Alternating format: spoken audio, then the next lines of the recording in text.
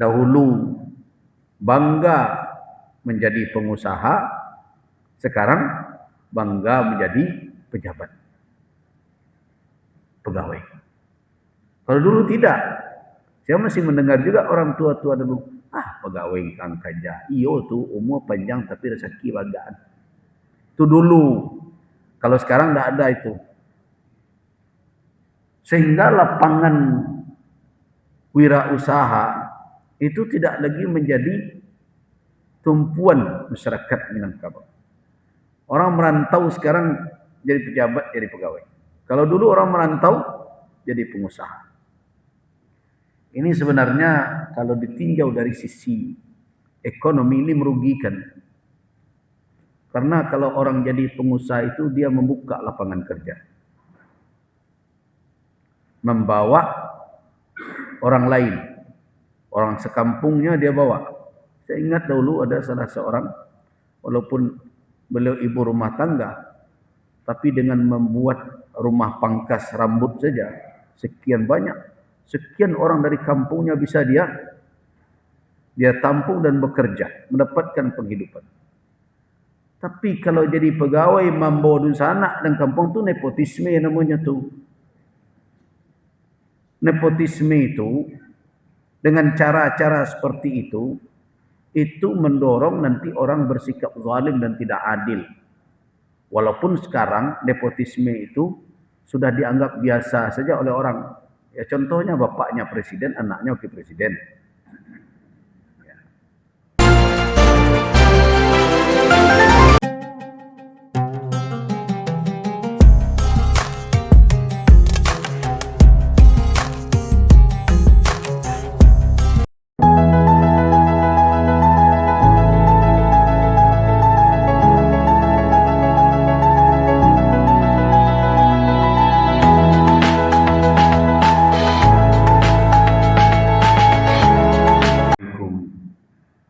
Warahmatullahi wabarakatuh.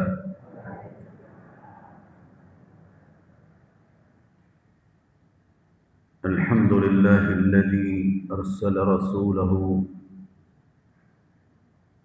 hadiyan ila siratihil mustaqim wa murabbiyan li'ibadihi wa ja'alahu nuran fi dhulumati syirki wal kufr. Wallahu yahdi man yasha'u ila siratil mustaqim. Asyhadu an la ilaha illallah waliyyus salihin wa asyhadu anna Muhammadan abduhu wa rasuluhu wa nabiyyuhul amin. Allahumma salli wa sallim ala khatamil anbiya'i wal mursalin سيدنا وشفيعنا محمد وعلى آله وأصحابه والتابعين وتابع التابعين ومن تبعهم بإحسان إلى يوم الدين. أما بعد. عباد الله, bapak-bapak dan ibu-ibu jamaah majelis kajian fikih keluarga rahimana wa rahimakumullah. Kita masih melanjutkan pembahasan kita tentang tarbiyatul aulad, tentang pendidikan anak. Pada pertemuan yang lalu atau majelis kita yang lalu, kita berbicara tentang model. Bagaimana model atau tauladan yang diberitakan oleh Allah Subhanahu wa taala dalam memberikan taujihat, arahan dan pendidikan kepada anak keturunan di dalam Al-Qur'anil Karim dan sunnah Nabi sallallahu alaihi wasallam. Kita sudah membicarakan di antaranya adalah nasihat Luqman kepada anaknya dan nasihat Nabi sallallahu alaihi wasallam kepada Abdullah bin Abbas ketika ketika Abdullah bin Abbas diboncengkan oleh Nabi pada tunggangannya. Hari ini kita akan lanjutkan kajian kita itu dengan tetap bertitik tolak dari ayat Allah Subhanahu wa taala dalam surah At-Tur. Surah At-Tur ayat yang ke-21.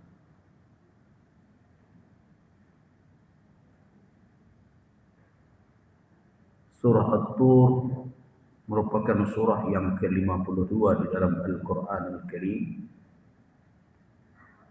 Saya bacakan ayat itu kepada kita semua. A'udzu billahi minasyaitonir rajim. Walladzina amanu wattaba'athum dzurriyyatuhum biiman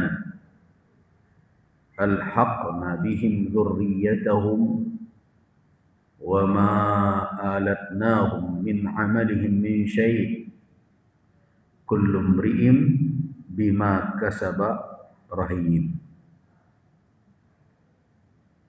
Terjemahannya, walladzina amanu, dan orang-orang yang beriman, wattaba'athum dzurriyyatuhum biiman,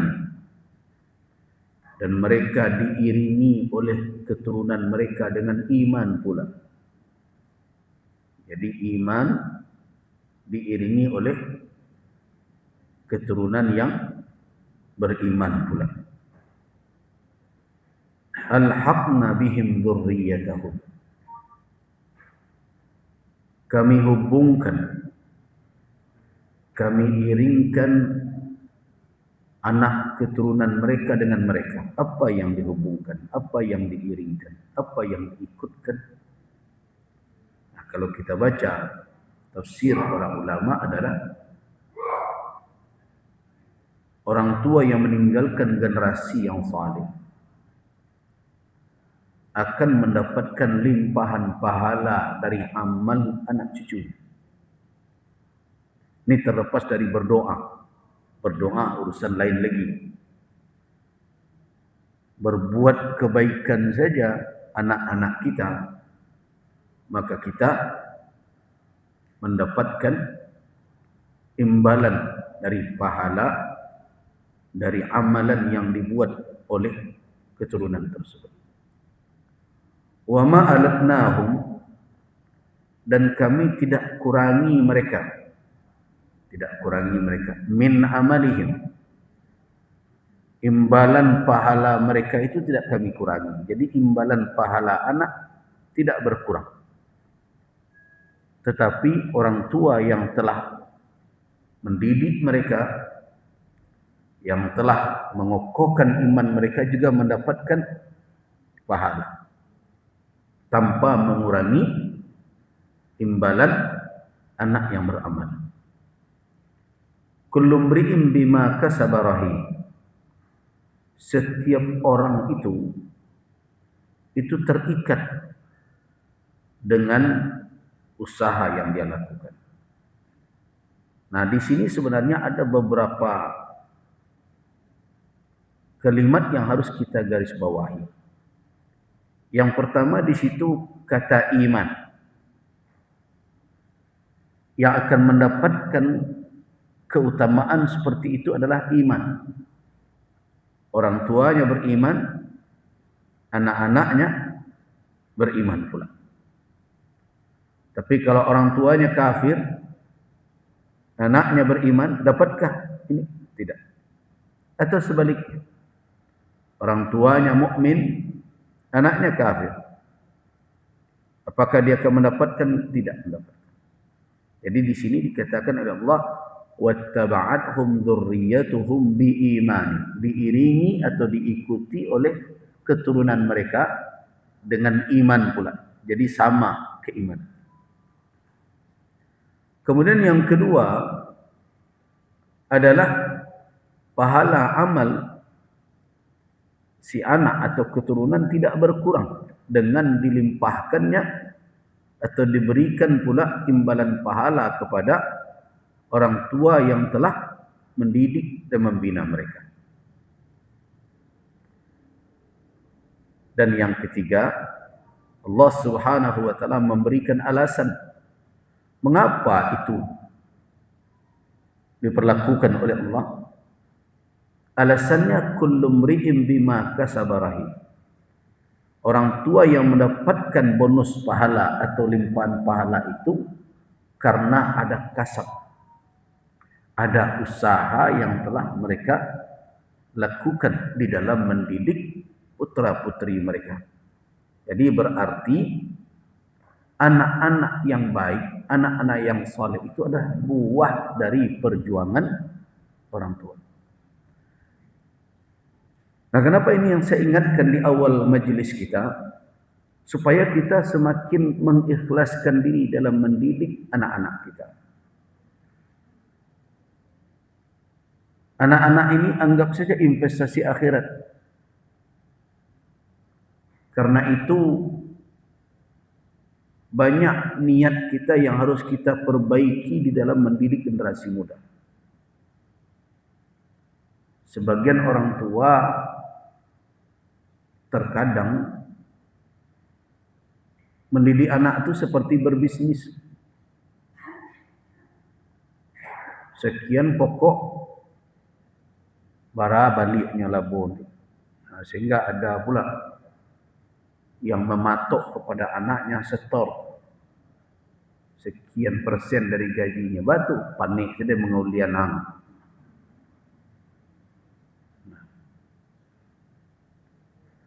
Padahal yang diterima oleh orang tua jauh lebih besar di sisi Allah dibandingkan dengan materi. Yang pertama. Yang kedua, orang tua harus merubah mindset. Sekarang kan sudah tercetak dalam pikiran kita. Keberhasilan orang tua mendidik anak, ukurannya adalah ketika anak itu bisa menghasilkan uang.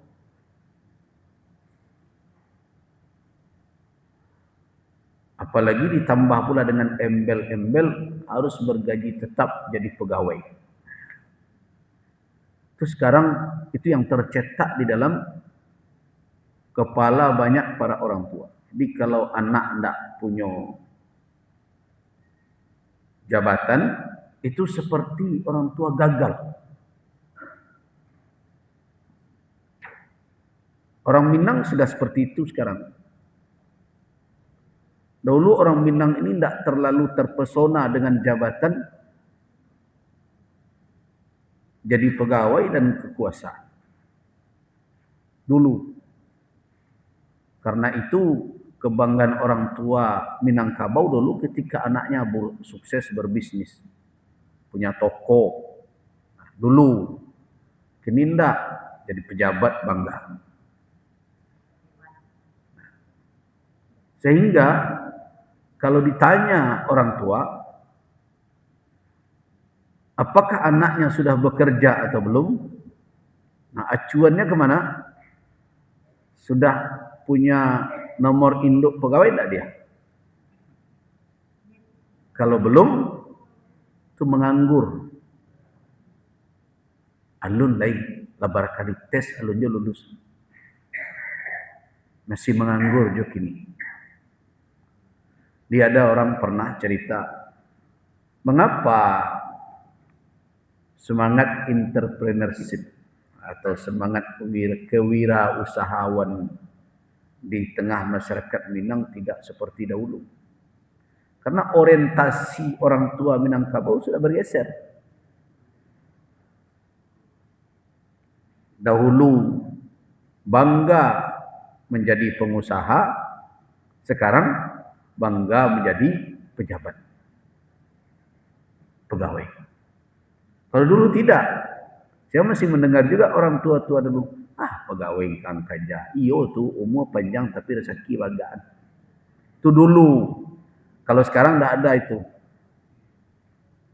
Sehingga lapangan wirausaha itu tidak lagi menjadi tumpuan masyarakat Minangkabau. Orang merantau sekarang jadi pejabat, jadi pegawai. Kalau dulu orang merantau jadi pengusaha. Ini sebenarnya kalau ditinjau dari sisi ekonomi ini merugikan.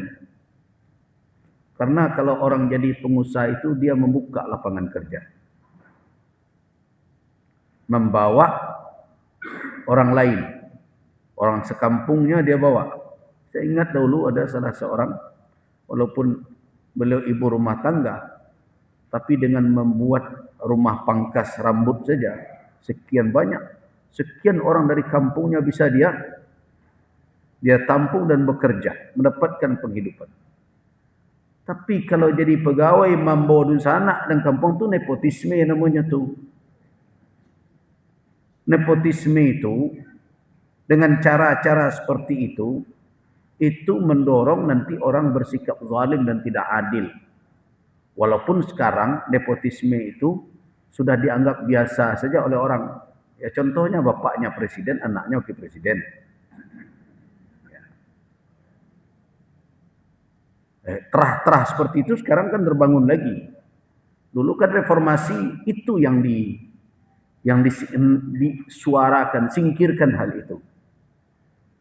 KKN namanya. Terus sekarang menjadi-jadi saya lihat. Nah, tetapi kalau kita bicara nilai, ukuran di dalam tinjauan syarak, membawa kolega kah, saudara kah, teman kah,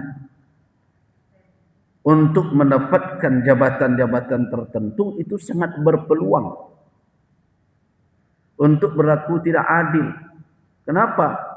Karena orang itu akan mendapatkan jabatan itu demi pertimbangan-pertimbangan lain, koneksi dan berbagai macam. Bukan karena kapabilitas, bukan karena kemampuan. Karena itu berisiko. Tetapi kalau jadi pengusaha, kayaknya bawanya orang sekampungnya untuk bekerja, tidak ada masalah.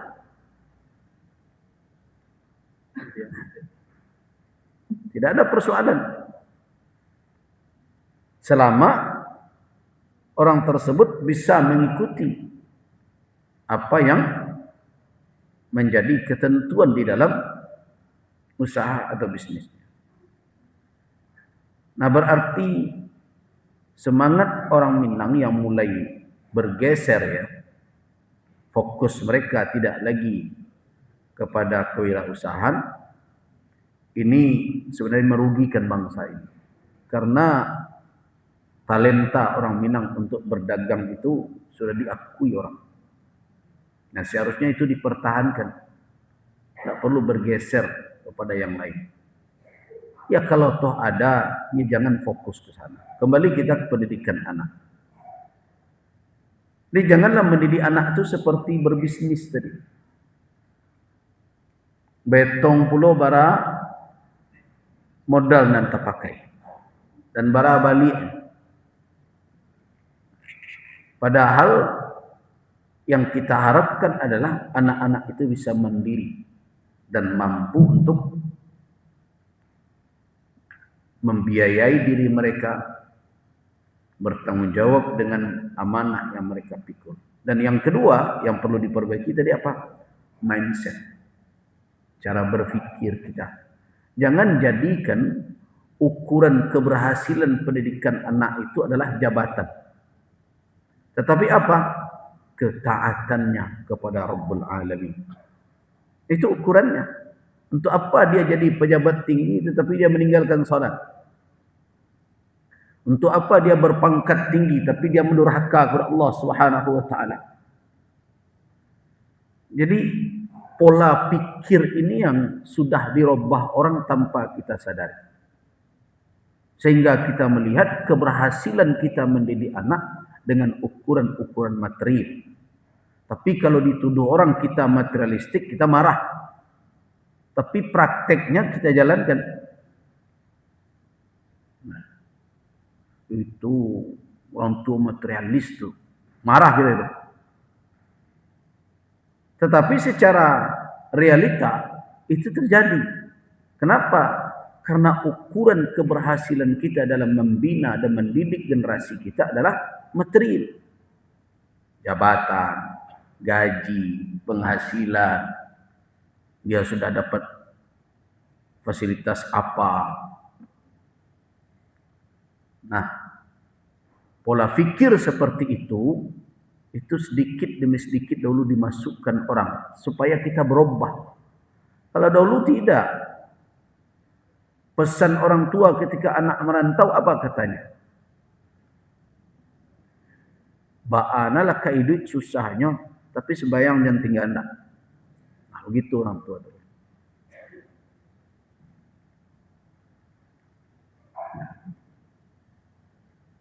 Jadi yang perlu kita garis bawahi di sini adalah iman.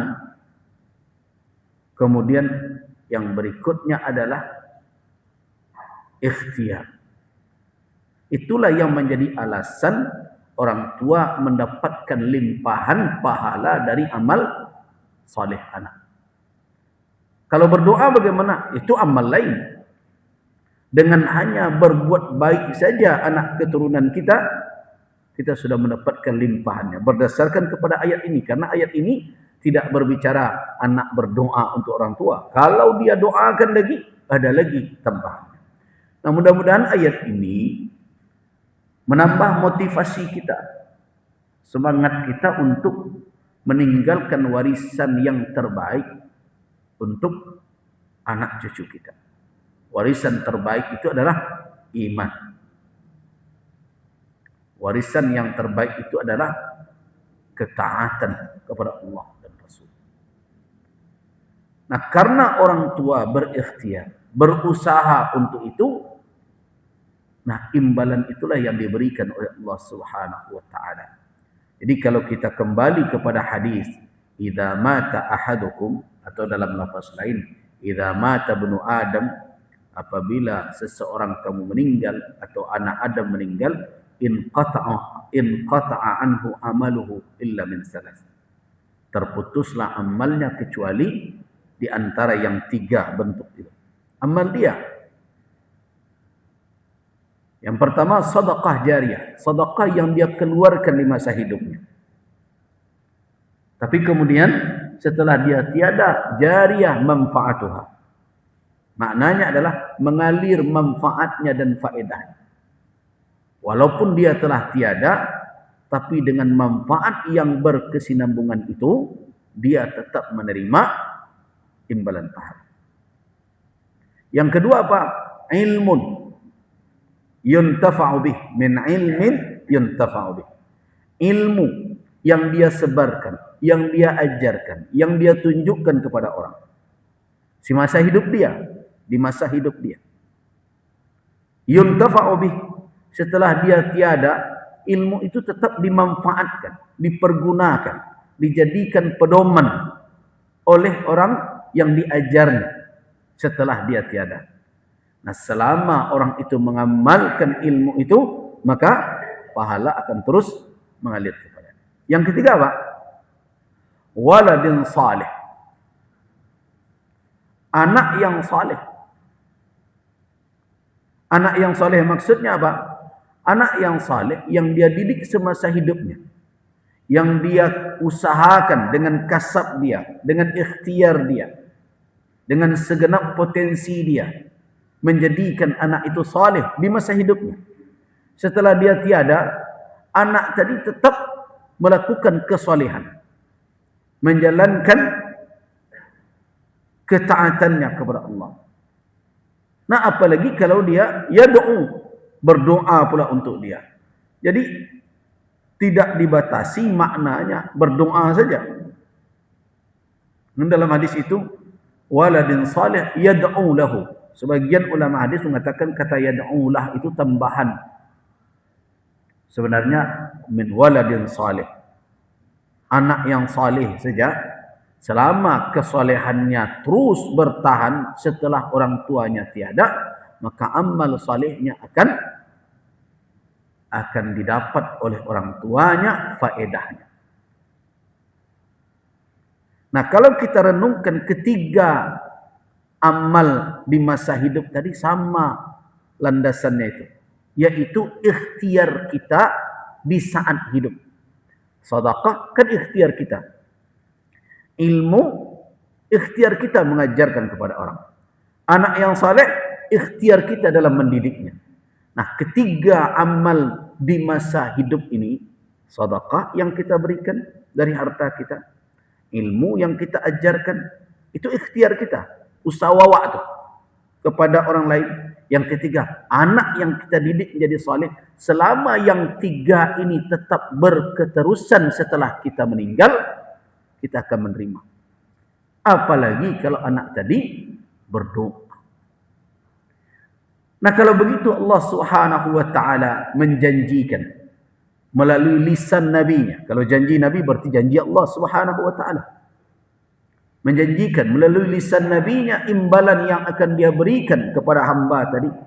Apalagi alasan yang membuat kita umat Islam, orang beriman, tidak serius di dalam mendidik. Karena itu investasi akhirat kita. Anak-anak ini yang akan melapangkan perjalanan kita setelah kita meninggalkan dunia. Nah, karena itu jangan pernah berhenti, jangan pernah lelah dalam membina dan mendidik mereka. Nah, ini yang perlu kita jadikan perenungan sebagai menjemput kembali kajian kita yang lalu. Pada pertemuan yang lalu kita telah sampaikan di antara cara atau langkah dalam melakukan tarbiyatul aulad, mendidik anak. Yang pertama di awal dahulu adalah menanamkan akidah yang benar di hati anak-anak itu semenjak mereka kecil. Iftahu ala sibyanikum, bukakan pendengaran mereka dengan kalimat tauhid. Tanamkan kepada mereka keyakinan yang benar, jauh dari kesyirikan. Nah, ini sudah kita jelaskan dengan menjelaskan hadis Ibnu Abbas yang kita telah sampaikan pada pertemuan yang lalu. Apa kata Nabi? Ya ghulam, wahai nak, mu'allimuka kalimatin, saya ajarkan engkau beberapa patah kata. Yang pertama, apabila engkau mintalah kepada Allah. Apabila engkau meminta pertolongan, fasta'in billah. Nah, ini menunjukkan bahwa Nabi telah memberikan contoh tauladan kepada kita bahwa penanaman akidah semenjak dini itu harus dilakukan oleh orang tua. Jadi berhentilah menghibur anak-anak dengan cerita-cerita dongeng yang kadang membuat keyakinan-keyakinan yang tidak benar. Cerita hantu-hantu,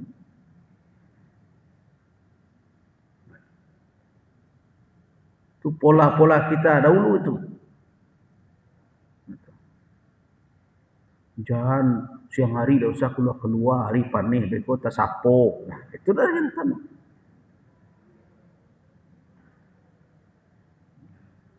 Jangan lalu-lalu sinan tu banyak keuniannya tu. Jangan main-main di rumah tinggal. Kau sakit pulang situ. Walaupun tujuannya adalah mencegah anak ke tempat yang tidak benar, tapi narasi itu karena anak ini kecil dan mereka boleh dikatakan polos, ibarat kertas putih, apa saja yang ditulis itu berbekas.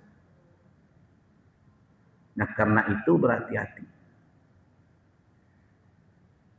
Jadi itu yang pertama sudah kita jelaskan, gharsul aqidah as-sahihah, menanamkan akidah yang benar di dalam hati anak-anak. Yang kedua yang telah kita jelaskan adalah ajarkan mereka dengan al-qudwah al-hasanah, dengan ketauladanan yang baik. Nah, ini juga sudah kita jelaskan. Nah, jadi dengan contoh. Saya masih ingat contoh yang saya buat yang tidak benar. Ada seorang bapak yang menasihati anaknya agar jangan merokok juga. 1 jam berceramah. Anaknya mulai paham. lah bertekad dalam hatinya, ya Pak, besok mau tak merokok lagi. Nah, kemudian selesai anak tadi sudah mau berangkat, kamal itu keluar tapak usul kawan. Sebelum keluar tolong beli Pak rokok sotang lah. Nah, mentah itu ceramah yang 1 jam tadi. Kenapa? Contoh tauladan yang dia lihat itu lebih berkesan. Oh, berarti tidak Pak, aku nunggu tambah semua setiap lain nak paham rokok. Begitulah kesimpulan. Sama dengan saya berulang kali ingatkan, bagaimana kita akan bersepakat dalam membuat gerakan menjauhkan generasi muda dari narkoba. Ketika saya bertemu dengan pihak-pihak penanggulangan narkoba ini, ketika ditanya, apa pintu masuk anak-anak muda ini sehingga terjerat oleh narkoba? Salah satu pintu masuknya adalah merokok. Jadi orang-orang perokoklah yang menjadi penghisap ganja. Nah, berarti merokok ini bisa membawa ke sana. Iya, itu pintunya, jalannya. Nah, terus saya diundang dalam acara yang dihadiri oleh banyak tokoh, termasuk diantaranya Nenek Mama. Nah, ketika saya fatwakan merokok itu haram, Nenek Mama namerang dulu. Rokok itu. Wah, halah kaji buya apa? Awak mau undang orang je rokok. Bapi tua majak orang makan, bunyinya rokok sebatang minta disok. Serius. Salai minta dicabik. Nah, begitulah. Nah, bagaimana kita akan mengawal generasi muda kalau hal-hal yang sudah jelas-jelas menjadi jalan untuk merusak mereka, di samping masalah keborosannya, kemubazirannya, membawa penyakitnya, tapi orang tua tidak menjadi tauladan yang baik. Nah, karena itu makanya saya himbau semuanya, berhentilah merokok itu.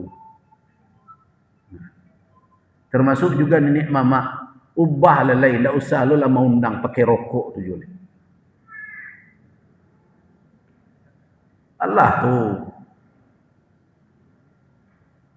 tidak usah pula lah berberat hati pula merubah. Itu bukan adat dan sebenar adat itu. Dahulu ya, sekarang kita sudah tahu risikonya seperti apa, dampaknya seperti apa. Nah, qudwah. Yang ketiga yang sudah kita jelaskan apa? Yaitu mengajarkan salat dan perintah Allah yang lainnya serta larangan Allah Subhanahu wa taala kepada mereka dengan tetap menunjuk ajari. Caranya tetap adalah dengan memberikan tauladan salat dan kemudian apa menjadi kewajiban mereka. Kemudian berikutnya apa yang sudah kita bahas, halal dan haram. Sudah kita jelaskan. Nah, kita cukupkan 4 itu, tidak kita bahas lagi hari ini secara panjang. Sekarang kita lanjutkan. Selanjutnya adalah ta'limul abna al-Qur'anil Karim. Al-Qur'an. Yang menjadi tugas orang tua berikutnya adalah mengajarkan anak-anak membaca Al-Qur'an. Kita sudah tahu hadis Nabi SAW, khairukum man ta'allama al-Qur'an wa 'allamahu.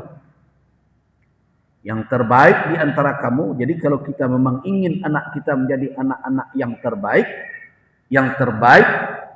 di antara kamu itu adalah orang yang belajar Al-Qur'an dan mengajarkannya. Jadi mengajarkan Al-Qur'an kepada anak-anak itu tanggung jawab orang tua. Nah, cuma yang jadi masalah adalah orang tua yang tidak pandai baca Quran. Nah, karena itu segeralah yang belum pandai membaca Al-Quran belajar. Tidak ada batas umur dan usia untuk belajar. Pelajari kembali. Fasihkan lidah kita. Karena itu perlu ikuti kajian-kajian tahsin at-tilawah. Memperbaiki bacaan. Walaupun mungkin tidak akan seperti anak-anak muda, karena lidah kadang-kadang dengan bertambahnya umur, tetapi setidaknya kita berikhtiar. Nah, tapi ingat, ta'limul Quran, ta'limul abna al-Quran al-Karim, mengajarkan anak Al-Quranul Karim, maknanya bukan hanya sekedar mengajarkannya pandai membaca. Bukan hanya sekedar mengajarkan dia bisa menghafal. Bahkan tidak hanya sampai sebatas dia faham. Tapi tujuan akhir dari pengajaran Al-Quran itu al-amal, yaitu mempraktekkannya dan mengamalkan petunjuknya. Itu yang harus difahami oleh kita. Karena sebagian kita merasa kalau anak kita sudah pandai membaca Al-Quran, apalagi kalau sudah dirayakan pula khatamnya dengan berarak sepanjang jalan, itu seolah-olah tugas orang tua telah selesai. Tidak.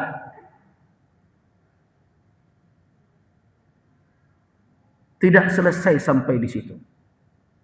Nah, di sini harus berubah pula kita.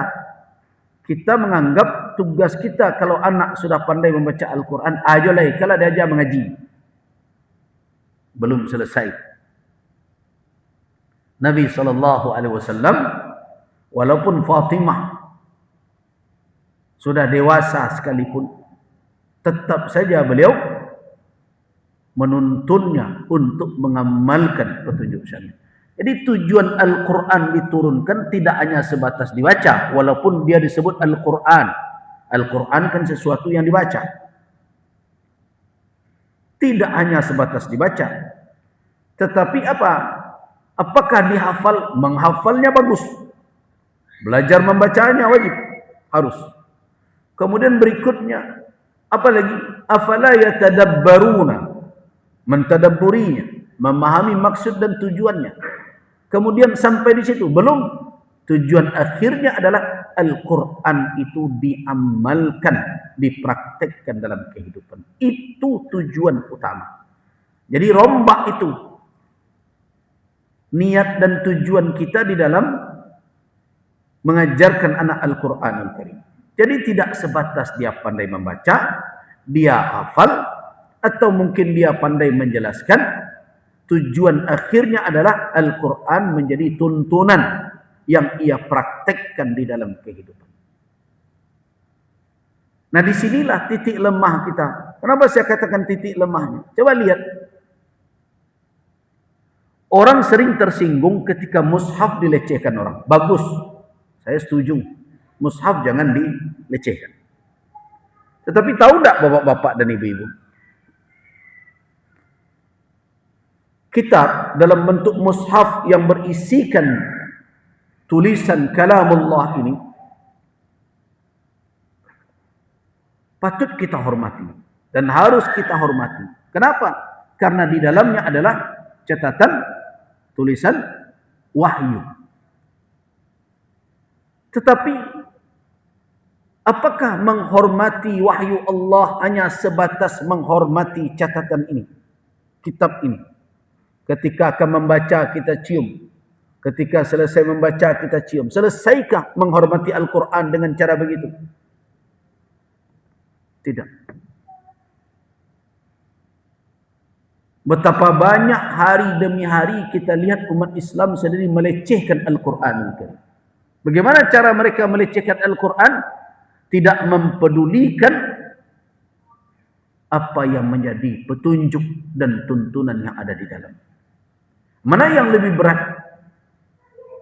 Keduanya jelas kekeliruan.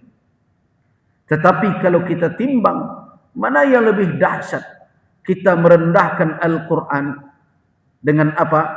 Dengan tidak beradab kepada mushaf, atau merendahkan Al-Quran dengan apa? Dengan mengingkari isi yang ada di dalamnya. Tidak sedikit umat Islam tidak peduli dengan kandungan. Disuruh oleh Al-Quran meninggalkan riba, dia berbuat riba setiap hari. Disuruh oleh Al-Quran untuk membagi warisan sesuai dengan ketentuan yang diturunkan oleh Allah, dia tidak mau. Awak di Minangkabau, laki-laki kau dah mulih dah punya. Sak kali bawanya orang orang gaya awak ke rumah bininya. Kan pembangkangan terhadap Al-Quranul Karim. Lajaleh arato tu dah dibawa dari kaum awak. Itu adalah hasil pencarian dari suami istri. Tapi saya sering bertemu dengan jamaah, apalagi kalau yang bertanya ibu-ibu, ketika ditanya, arato ibu kok asalnya dari mana? Dibawakah di apa jamaah ibu dahulu dari kaumnya saudara-saudara? Oh, enggak dah ya. Apa jamaah ambo? Enggak ada apa-apa dulu. Kok dek mereka berdua bau sawo dapat rezeki, alhamdulillah. Apalah arato. Kalau udah itu arato ibu, enggak arato pusako tinggi dah. Kok arato pusako rendah. Nah, karena itu kakak ibu dan laki-laki berhak mendapat lebih banyak dari ibu. Lidzakari mislu hazzil unsayain. Nah, saya sering bertemu jamaah yang seperti itu nyualih ustaz lain sampai bertanya. Anak lasuh tanya ke buya tu. Dia lihnya tu. Dia muslimah. Dia lihnya ke tempat lain. Wak carilah ustaz. Enggak habis kita. Nah, alasannya, oh iya buya, kecek Quran ke iya mereka itu. Tapi awak kan hidup di Minangkabau. Nah, wajar tak seorang muslimah berkata seperti itu? Kecek Quran iya model itu, tapi awak hidup di alam Minangkabau. Orang yang seperti itu merendahkan Al-Quran atau enggak? Nah, jadi perilaku kita tu menunjukkan bahwa kita tidak menganggap. Itu yang terjadi. Nah, itu akibat apa? Akibat kita ketika berinteraksi dengan Al-Quran, kita cukupkan hanya dengan membacanya saja. Nak bosan, tiang ngaji.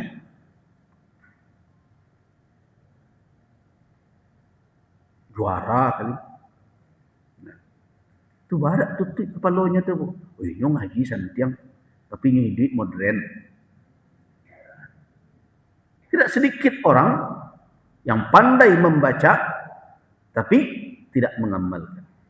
Nah, karena itu perlu dirubah mindset. Pola pikir awak. Al-Quran tidak diturunkan hanya sebatas untuk dibaca. Al-Quran tidak diturunkan sebatas untuk dihafal. Al-Quran tidak diturunkan hanya sebatas untuk difahami, ditafsirkan. Al-Quran diturunkan supaya menjadi hukum, menjadi pemutus di tengah-tengah kita, menjadi hidayah, menjadi petunjuk di dalam kehidupan. Itulah tujuan kita mengajarkan anak-anak kita Al-Quran. Nah, tapi sayang kita sudah terlena dengan cara-cara maksud. Apa contohnya di tengah masyarakat? Coba lihat betapa bersemangatnya masyarakat kalau sudah khatam Al-Quran. Bahabi-habis itu. Ranah, rantau. Pokoknya ado tak ado, baduan. Dan banggalah awak menyebarkan di media sosial. Kami, surau kami, petang khatam Quran 3 Jawi Rabah.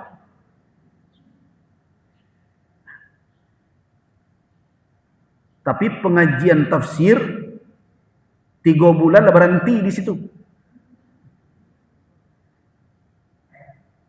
Untuk khatam Al-Quran beratus juta piti habis.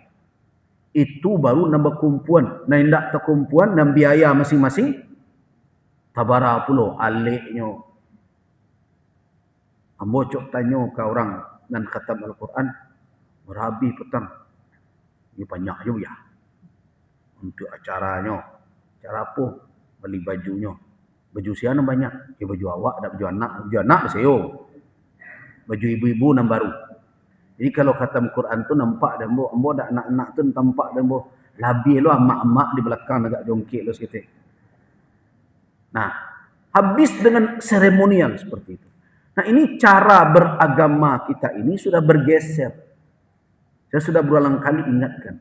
Cara beragama kita itu sudah bergeser. Dengan cara beradat juga begitu. Adat Minangkabau membawa nilai Islam juga begitu. Dia membawa nilai ajaran yang harus diimplementasikan di dalam berbagai kegiatan. Nah, tetapi kita di antara umat Islam ada yang sudah merasa puas mengamalkan agama kalaulah satu perayaan, satu beramai-ramai, lah tu. Lai hadir Maulid Nabi, itulah taat tu. Lai hadir Isra Mi'raj, itulah hebat tu. Lai hadir acara awal tahun Hijriah, itulah santiang tu. Tetapi solat tinggal 3 kali dalam sehari, aman-aman saja. Nah, begitulah cara beragama hari ini.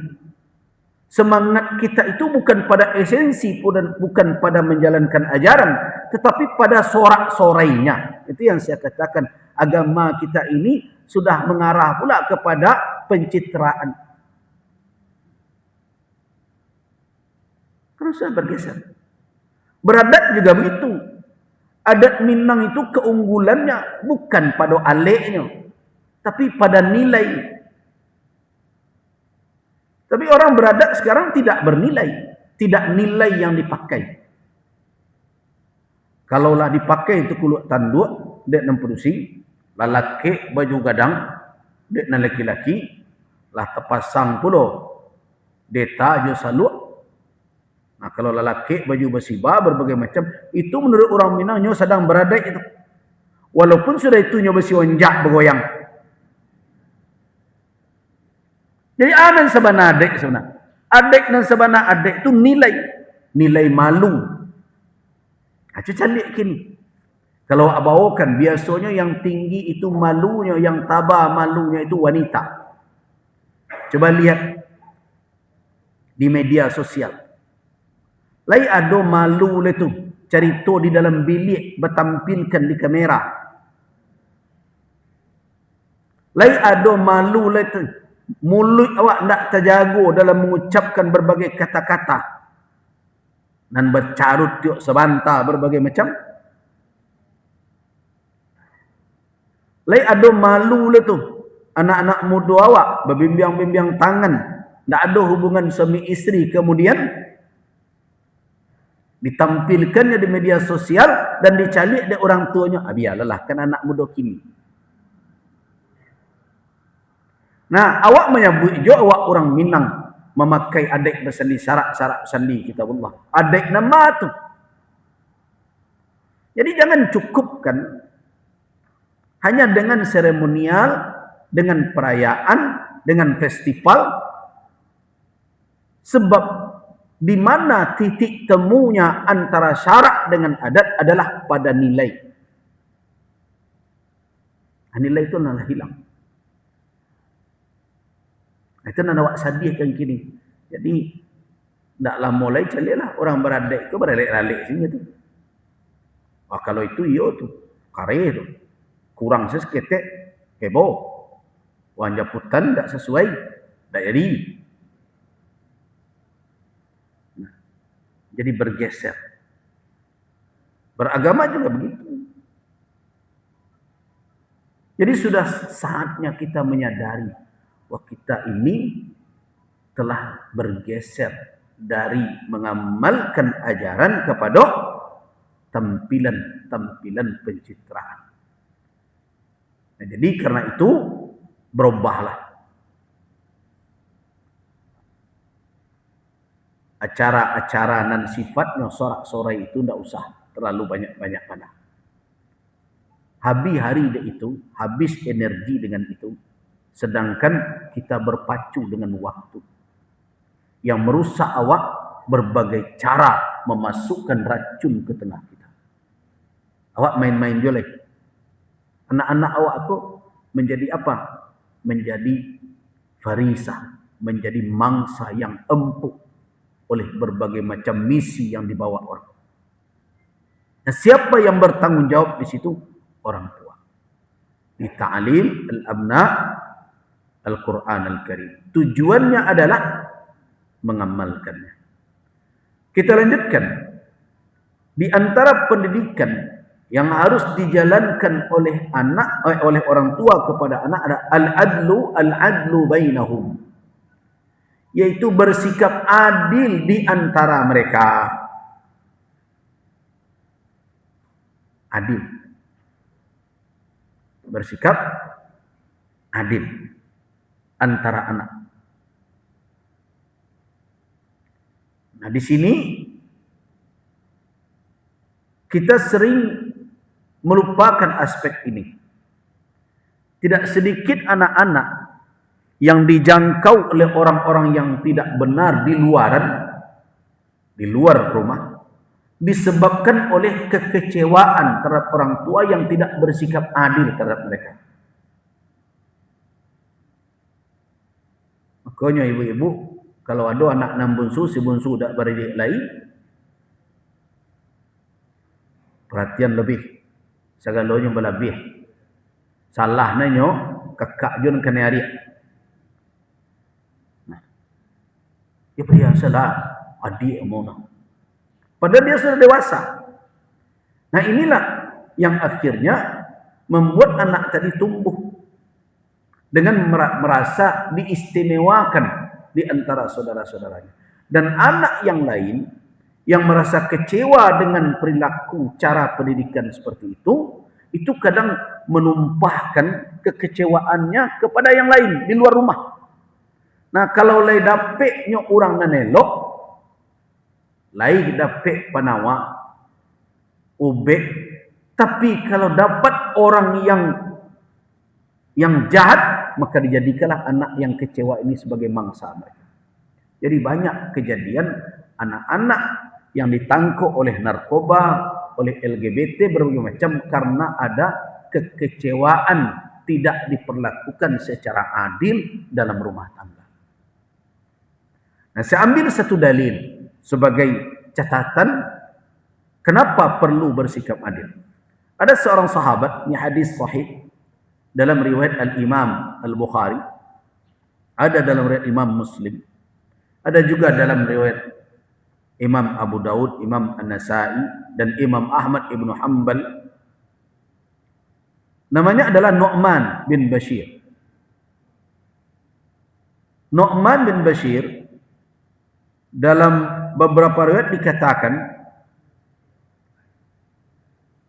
diberikan oleh ayahnya ba'dal mauhibah, sebagian hartanya sebagai hibah, hadiah untuk dia, atas permintaan dari ibunya atau istri dari Bashir.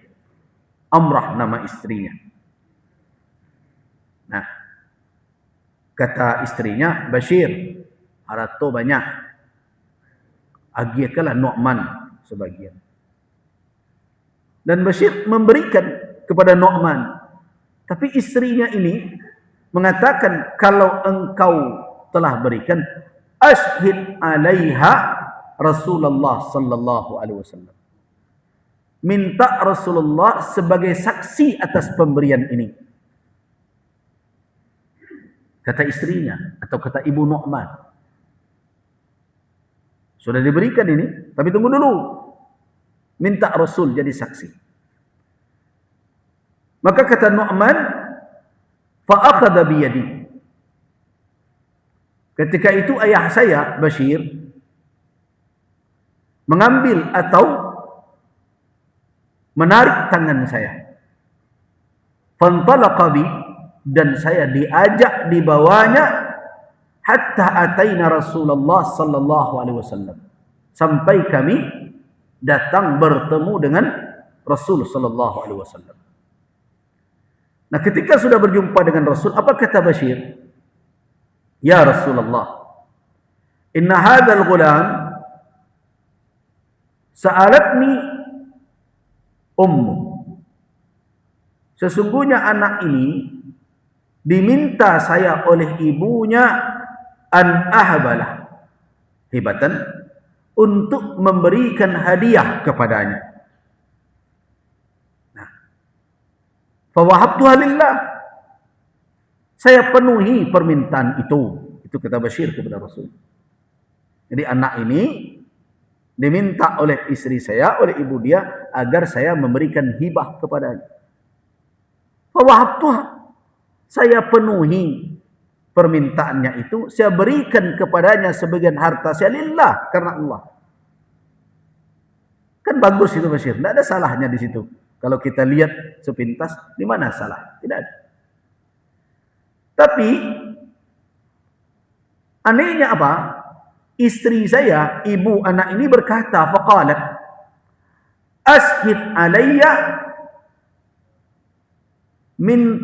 ashhid alaiha, mintalah untuk sebagai saksi atas pemberian ini Rasulullah sallallahu alaihi wasallam. Itu pinta dari istri saya, dari ibu anak ini. Dia meminta saya menjadikan engkau sebagai saksi atas pemberian ini. Fa'ataituka liushhidaka. Nah, karena itulah saya datang kepada engkau untuk meminta engkau sebagai saksi atas pemberian saya. Nah, ketika itu apa kata Nabi sallallahu alaihi wasallam? Apakah langsung belum menjadi saksi? Tidak, Ruwaidah. Qala, kata Rasulullah, Ruwaidah, sabar dulu sebentar. Tunggu dulu, kata Nabi. Alaka waladun ghairu?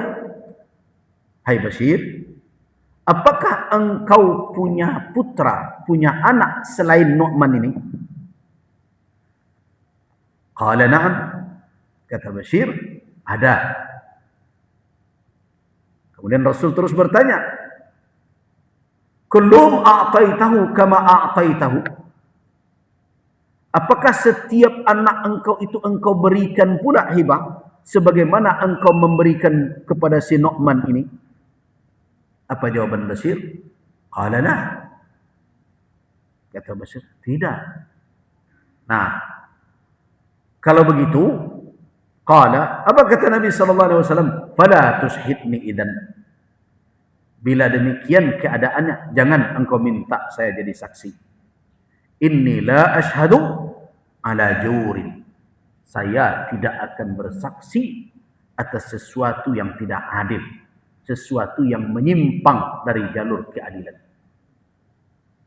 Inna libanika alaika minal haq. Sesungguhnya wahai Bashir, anak-anak engkau itu punya hak atas engkau yang menjadi kewajiban engkau. Di antaranya adalah an ta'dila bainahum. Engkau perlakukan antara mereka secara adil. Jadi jangan, kalau ada orang yang mengatakan, adakah orang tua yang mendurhaka kepada Allah karena sikapnya kepada anak? Ada.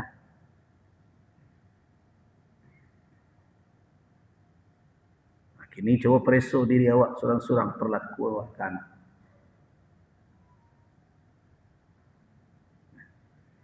Kita mendurhaka kepada Allah, mendurhaka kepada Rasul karena perlakuan kita kepada anak-anak kita.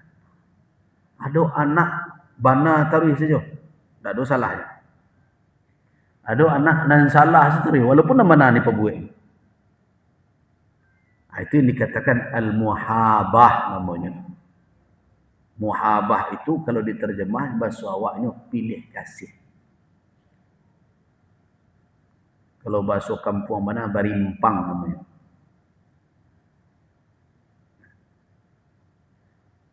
Tetapi tentu yang perlu difahami, makna adil di sini bukan selamanya membagi sama banyak. Itu yang perlu dulu. Makna adil di sini bukan berarti membagi sama banyak. Jadi jangan sudah pengajian beko bisu babari anak berampek, seorang TK, seorang di perguruan tinggi, seorang di SMP, seorang di SMA. Nah, kini ibu balat buat dia, kalian dapat piti 1 juta seorang. Anak TK 1 juta seorang, boleh buluk-buluk kaja kita tadi.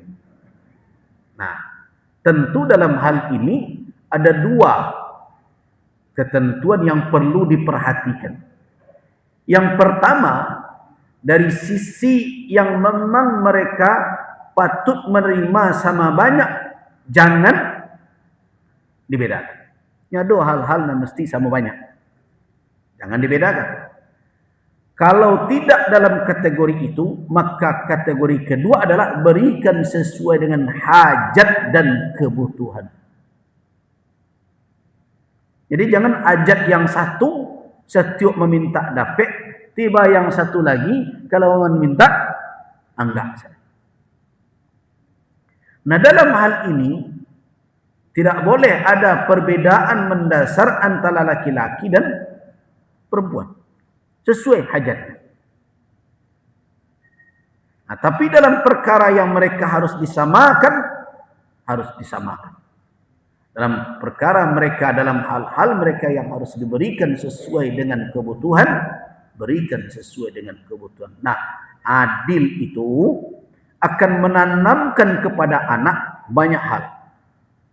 Yang pertama, perlakuan adil kepada anak akan menumbuhkan, akan memperkuat kasih sayang. Jadi mahabbah akan semakin tertanam. Kemudian yang kedua, akan menjadi pelajaran berharga di dalam hidup, bahwa keadilan itu sesuatu yang harus tegak dalam lapangan kehidupan manapun, walaupun di tengah keluarga. Nah, pengajaran itulah yang penting. Pembinaan dan pendidikan seperti itulah yang ditanamkan. Adil dalam segala hal.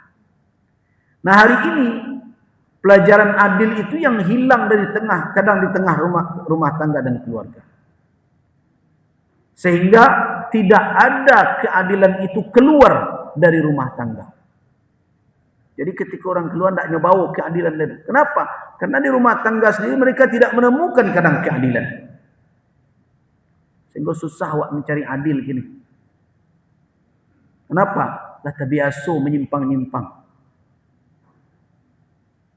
Jadi tidak tertanam secara mendasar di dalam diri perilaku adil tadi. Padahal menanamkan sikap adil dimulai dari diperlakukan adil. Siapa yang pertama sekali berhadapan anak dengannya? Ya, orang tuanya. Jadi ketidakadilan orang tua itu adalah pendidikan buruk kepada anak, sehingga akhirnya dia keluar dalam keadaan memandang remeh perilaku adil. Kenapa? Karena dia diperlakukan secara mazlum, terzalimi. Nah, orang seperti ini kadang boleh dandam. Jadi anak-anak yang tidak diperlakukan adil, sampai di luar dia susah berlaku adil. Jadi kalau kini banyak para pemimpin awak tidak pandai berlaku adil, barangkali dulu ketika ketek tidak diperlakukan adil oleh orang tua itu. Jadi pendidikan keluarga penting. Kita lanjutkan. Kemudian berikutnya, langkah dan pendidikan yang juga harus ditanamkan di tengah keluarga adalah ta'limul abna al-mas'uliyah. Yaitu mendidik anak agar bisa memikul tanggung jawab. Nah, ini semakin hilang hari ini. Walaupun ibu-ibu acok tu tadangah tak nak gadis kini dak serupa dulu. Lalu pek tidur apa centang perenang lepai. Sudah makan je piring dak cuci. Bentuk pembantu wak dibuat. Tapi habis dek mau pek saja.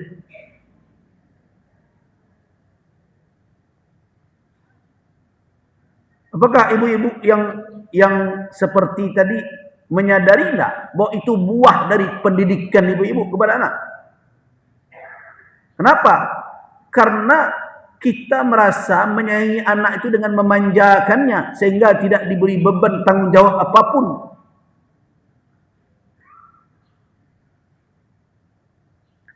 Nah, anak-anak yang tumbuh tanpa ada beban tanggung jawab biasanya rapuh berhadapan dengan tantangan kehidupan. Cobalah kalau tidak.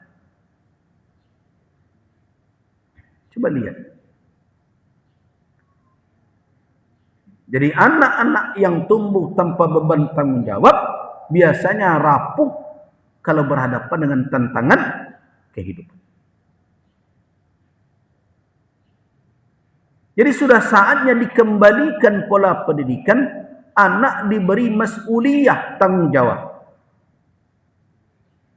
Jago yo, Sebelum pergi sekolah berbagai macam, bereskan kamar. Tanggung jawab. Bersihkan. Oh, tak aja, karena itu jago lebih pagi.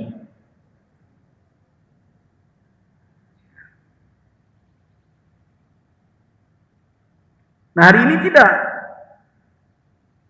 Ibu-ibu hanya bisa mengumpat saja. Anaklah, ikolah, ndak inyo seurusannya sedak tahu urus berbagai macam.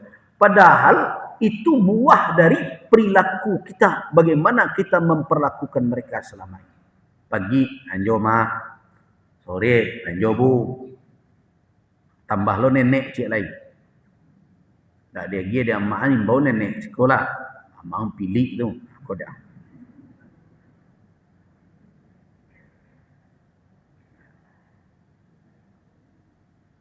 Ya bukan kita melarang. Silahkan. Tetapi harus ada tanggung jawab di dalam hidup. Kapan mereka belajar lagi bertanggung jawab? Apakah cukup tanggung jawab itu hanya dengan sekolah saja? Makanya sekarang, walaupun mereka sudah berpendidikan, tapi ketika diri beban tanggung jawab, ada penelitian yang saya baca begini, banyak para pengusaha yang ragu-ragu mempergunakan atau memakai tenaga anak-anak generasi Z. Kenapa? Karena mereka sulit untuk dibebani dengan tugas-tugas. Nyoba buat makarajo manang ketujuh deknya. Nyaman, jalan. Tak nyaman, tinggal. Nah, apakah kita akan menyerah saja? Oh, ikutlah generasi Z, kini Gen Z namanya. Tidak bisa begitu. Kalau demikian berarti kita serahkan anak-anak dan generasi kita kepada zaman. Yang lingkungannya entah siapa yang mempengaruhi media berbagai macam. Karena itu nilai pendidikan Islami harus tetap hadir. Salah satunya adalah mas'uliyah. Tanggung jawab. Nah, itulah yang diberikan oleh Nabi SAW kepada anak-anak muda. Jangan heran seorang Usamah yang baru berumur belasan tahun diberikan amanah oleh Nabi memimpin pasukan besar. Di dalam pasukannya ada as-sabiqun al-awwalun, ahlul badar. Coba bayangkan, ada orang-orang yang awal masuk Islam, orang-orang veteran perang Badar, ada di bawah kepemimpinannya seorang anak muda ditunjuk sebagai panglima besar.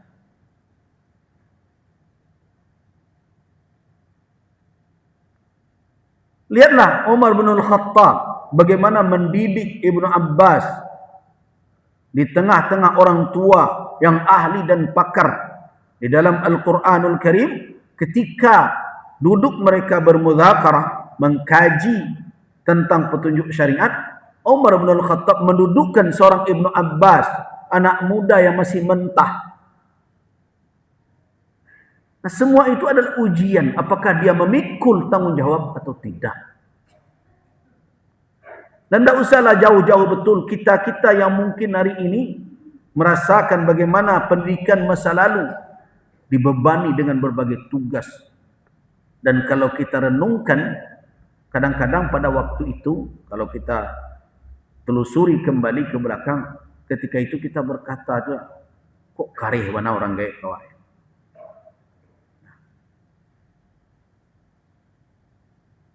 Sepertinya keras betul. Tapi sekarang kita rasakan. Saya orang tua saya, bapak dan ibu, awal melangkah bapak saya di tukang tumbok ban dahulu. Benan sepeda. Menumpang di tanah orang, tanah bako. Rumah hanya satu kamar, dapur. Sehingga kalau saya sudah mulai dewasa, tidak bisa tinggal di situ, dibawa oleh nenek. Nah, begitu kehidupan. Tapi saya melihat orang tua saya, kedua-duanya, emak saya juga tidak berhenti berusaha. Bapak saya di samping tambal benan juga mencukur rambut, pangkas rambut. Kemudian setelah itu beliau berbengkel kecil-kecil, amak ambo di samping makan deketek, beliau juga mencas haki. Dulu kan ada listrik modeliko. Kemudian beliau mencat, kebetulan bengkel perabot besi.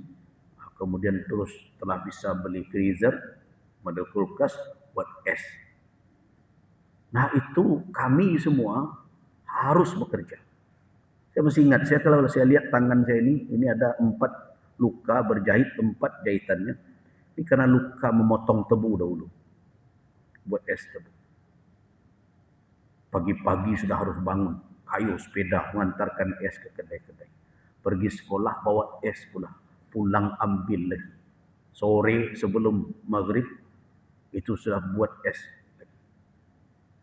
Nah tidak boleh bermain lama-lama. 1-2 jam itu kalau sudah hilang atau 2 jam dicari itu. Kebetulan di area itu waktu itu sedang berjangkit penyakit berjudi anak-anak muda. Saya tidak diizinkan untuk keluar lama-lama. Nah, diizinkan hanya pergi MDA saja. Di sanalah saya berkenalan dengan ustaz saya yang pertama, namanya Ustaz Idrus Ahmad, yang pernah saya ceritakan, beliau mamak dari Pak Dino Pati Jalal itu. Nah, tetapi kemudian pola pendidikan seperti itu kemudian baru terasa. Belanja cuma Rp150, lontong saja sepiring 100, kok bertambah ada dapat panua setengah itu. Nah kalau pengen dapat belanja lebih harus kerajo. Kebetulan beliau membuat holobrik. Itu saya jadi tukang angkek lobrik kan. Ada orang membeli awak mangke. Kau toh, dapatlah upah. Kadang ada orang membeli pasir, satu membongkar pasir dari untuk ke bawah. Nah itu, tapi ketika sudah dapat uang, di saat mau belanja, kamabian pitih itu, barik lu hati, batu, teraso panik badan. Panik badan dapat, walaupun kau adopti morati kau, kadia bali-balian saja, panik rasanya. Patang masih alun hilang je rangki lagi. Nah begitu. Jadi tanggung jawab itu, ketika kita menjalankan tugas-tugas yang di situ ada tanggung jawab, ternyata secara tidak langsung memberikan pelajaran kehidupan kepada kita. Pelajaran kehidupan apa? Ternyata ketika awak meminta pitih karanggai awak, ternyata pitih itu tidak sekali ador. Berproses tibonya ke orang tua. Nah disitulah menyadari sebegitu beratnya beban yang dipikul oleh orang tua saya.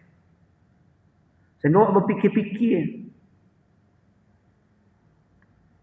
Nah hari ini, apakah mas'uliyah tanggung jawab itu kita bebankan?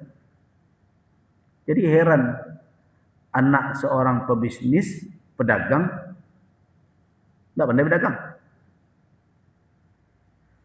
Kan itu yang terjadi. Bapaknya pedagang, anaknya tidak mengerti berdagang. Kenapa? Karena tidak dilibatkan di dalam kehidupan real. Saya dulu pernah kesal, ya anak-anak remaja lah, kesal dengan seorang guru dulu. Tapi sekarang saya tahu, itu ternyata baik pendidikan itu. Ada guru saya, guru biologi, Pak Azwir namanya. Beliau kalau sudah saatnya bertanam padi, kan padi gue di sawah di pangku dulu. Boleh pangku, tidak dibajak. Itu kami di bawahnya mangku. Kami pikir-pikir, lama nak jadi guru ya. Hanya dia semakan.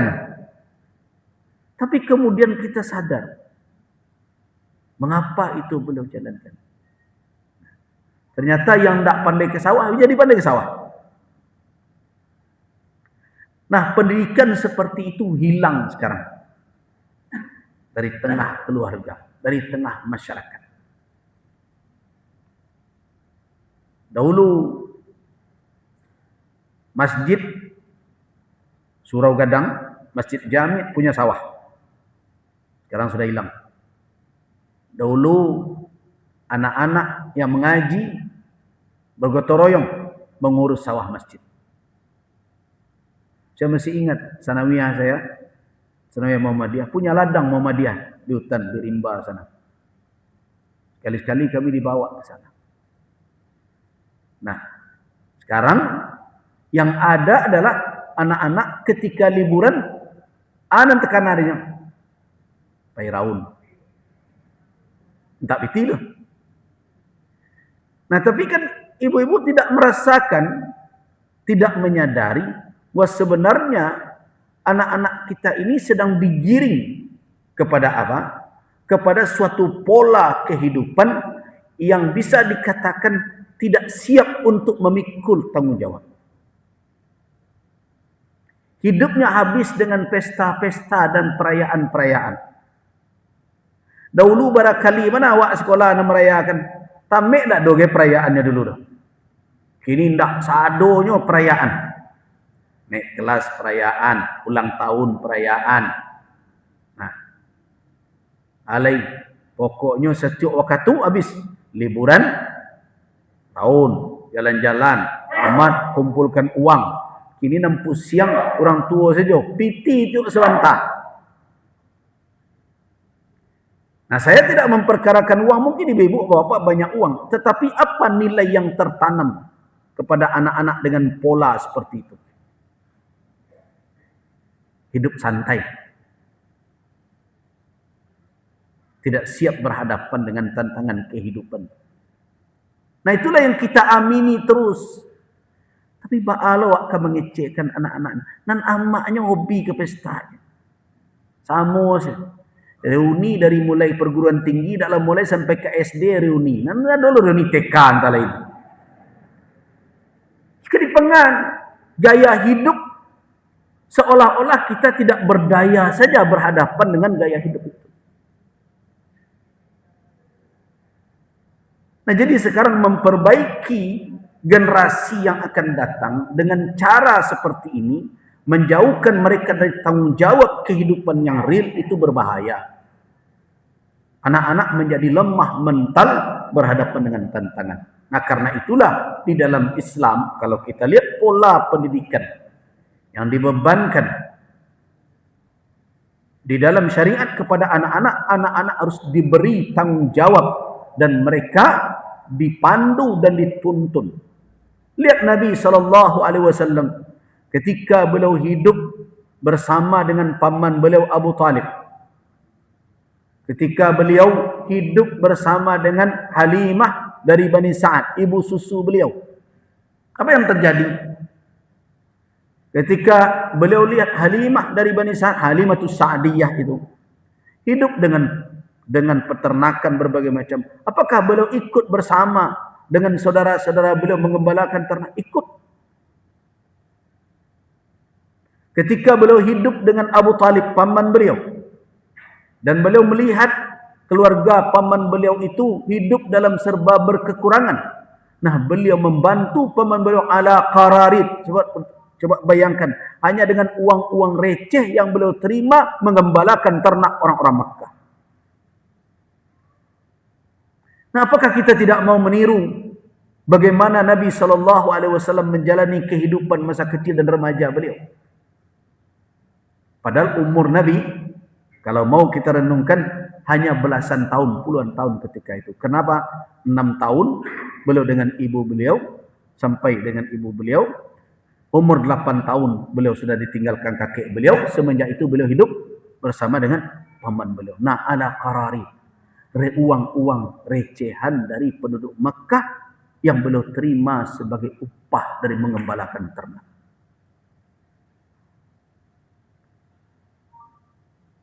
Nah, bagaimana kita melihat perjalanan hidup Nabi? Kita belajar juga sirah nabawiyah.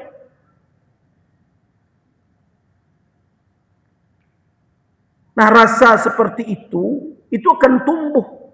Jadi kalau ditanamkan semenjak kecil, itu akan tumbuh. Membuat anak-anak tumbuh menjadi orang yang bisa memikul amanah. Bukan manja. Saya agak kurang nyaman ketika ada pemimpin yang mengeluh di depan kamera. Oh, saya sudah kurang tidur selama ini. Kalau bisa awak ndak dimungkurang ngecen, ndak terbayang dia apa dulu kerja apa ke Surpo Iko. Kok lain mengapa minta dulu foto apa berserak-serak di mama. Berarti kalau ndak mengertinya dah tu. Nang kena piku dengan jawabannya itu. Harusnya kan dia mengerti. Itu namanya pemimpin cengeng namanya. Orang sebelum memikul tanggung jawab sudah ada di dalam pikiran dia apa yang akan dia pikul. Kalau kamu ngadu je nanti saran ke orang.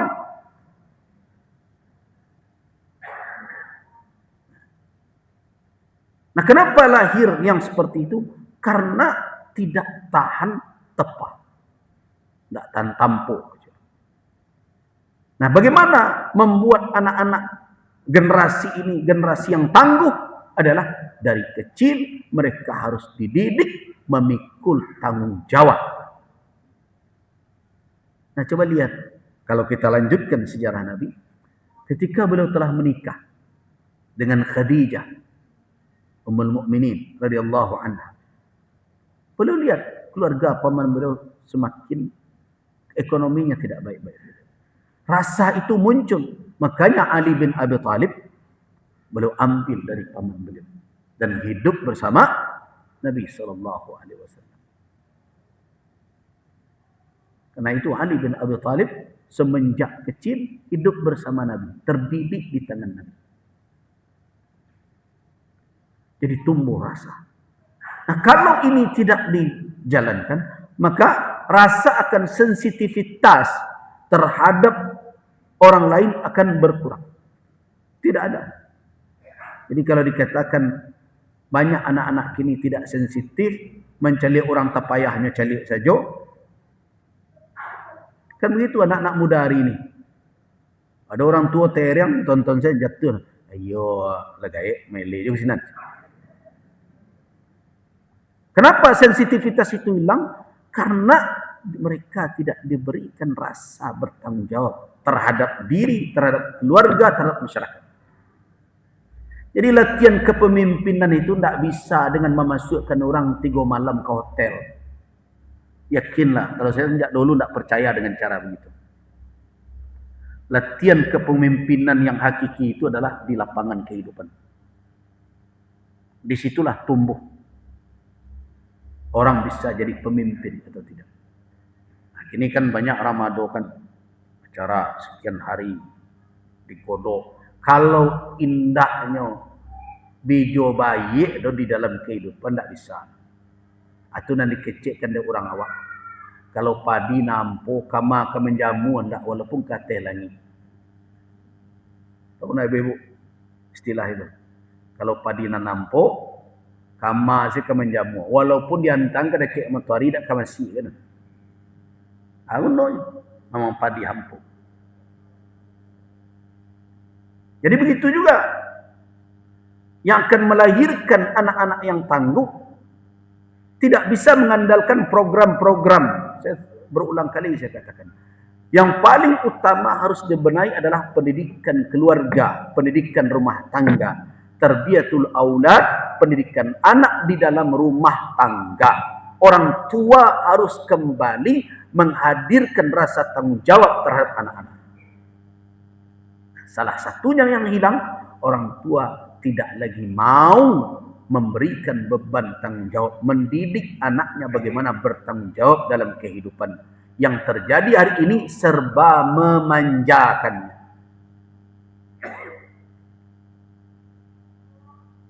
Mudah-mudahan bisa berubah. Kemudian berikutnya, di antara pendidikan yang perlu untuk kita tegakkan di dalam rumah tangga at-tawazun bainal hubbi wal indibat, yaitu keseimbangan antara sayang dengan kedisiplinan. Sayang boleh, tapi disiplin harus. Ini yang rumit pula nih. Bapak dan Ibu merasa risih tidak sekarang melihat kehidupan kita? Kalau ada acara, tidak ada non disiplin. Mbok kalaulah acara-acara aku malih kadang-kadang hadir. Kenapa? Tertulis pukul 8, mulainya setengah 10. Cobalah perhatikan. Pengajian pun acok model itu. Makanya mau berusaha di dalam hidup bisa disiplin. Ngaji jam 10, jam 10 lah. Mau tibo, tak tibo orang, semua disuruh. Anda ke bertiga duduk di situ, mau ngaji, pokoknya katulah tibo. Nah,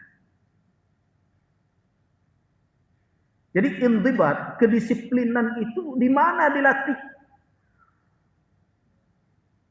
Tidak bisa dengan latihan-latihan seperti sekarang dibuat seperti itu. So, kedisiplinan itu adalah kesadaran yang tumbuh dari dalam diri. Kalau tidak kedisiplin, walaupun disuruh nyandang badi, bari, walaupun kau mau urus koperasi, kini kan itu mudah itu. Nah, kadang-kadang kita aneh-aneh saja sekarang ini. Kadang tidak nyambung tuh, entah pemikiran awak tidak nyambung atau orang yang membuat kegiatan yang konslet tidak tahu. Ketika saya pergi haji jadi petugas kemarin ini, beberapa pekan yang lalu, saya hadir mewakili Majelis Ulama sebagai Ketua Bidang Fatwa Metodologi dan bersama dengan Ketua Bidang Fatwa berdua minta masukan oleh DPR RI. Saya katakan, banyak pembimbing ibadah ini sebenarnya tidak punya waktu yang cukup untuk mengkaji dan mengaji fatwa masalah fikih. Kenapa? Ketika saya tanya pembimbing ibadah itu, kan sudah ikut pelatihan Pak. Apa jawabannya? Bagaimana akan bertambah Bu ya? Jadwalnya, kegiatannya selama pelatihan itu lebih banyak baris berbaris. Kami makin mahir PBB dibandingkan dengan mengaji. Ini bagaimana ini caranya? Bukan berarti kedisiplinan tidak perlu, tetapi menanamkan kedisiplinan itu tidak bisa dengan cara begitu saja. Nah, yang paling mendasar, kedisiplinan itu harus tumbuh dari dalam diri seseorang. Sebenarnya kita umat Islam sudah dilatih disiplin melalui tuntunan ajaran agama kita. Lihat waktu sholat kita. Cuma kan kita tidak mengambil pelajaran dari situ. Nah, rumah tangga harus menjadi tempat menyemaikan bibit orang bisa disiplin. Nah, itu bisa bapak-bapak dan ibu-ibu tanamkan dalam rumah tangga. Anak, kalau pulang itu ya pulang. Kalau habis kegiatan, beritahu orang tua, selesai, kembali. Nah, tetapi kan orang tua kan lemah kadang-kadang. Dianggap ini, tak apa-apa doh. Nyampe izin ke kawannya, itu tibolah kawan cik lain. Telah pulang ke 10. Ini bagaimana cara hidup dengan memperturutkan selera. Nah, disinilah pengajaran atau pendidikan yang penting. Apa yang menyebabkan kita tidak bisa mendisiplinkan anak? Biasanya yang mengganggu itu adalah sayang. Makanya di dalam tuntunan pendidikan Islam, antara sayang dengan disiplin itu harus berimbang. Jangan sampai karena sayang, kita tidak mengajarkan dia berdisiplin, tidak mengajarkan dia bertanggung jawab. Itu sayang yang merusak namanya. Ya sudah, kita cukupkan dulu sampai di sini. Mudah-mudahan ini menjadi perenungan bagi kita. InsyaAllah setelah ini kita akan lihat kajian berikutnya, yaitu mungkin setelah hal ini kita bicarakan topik pembahasan lain. Kita cukupkanlah dahulu tarbiyatul aulad kita. Dan kalau ada yang mau mengusul kajian apa, silakan kan Bapak dan Ibu ada di grup semuanya. Untuk pendidikan keluarga cukup dulu sampai di sini. Selesai. Nanti apa yang akan kita kaji lagi, sebaiknya juga ada yang mengusul kajian apa, sampaikan kepada pengelola kajian. Mudah-mudahan kita bisa membahas yang lain yang memang berguna untuk kehidupan kita dan kita pakaikan di dalam kehidupan kita. Demikian, banyak maaf. Waffaqnallahu wa iyyakum bima yuhibbu wa yarda. Wabillahi taufiq wal hidayah. Assalamualaikum.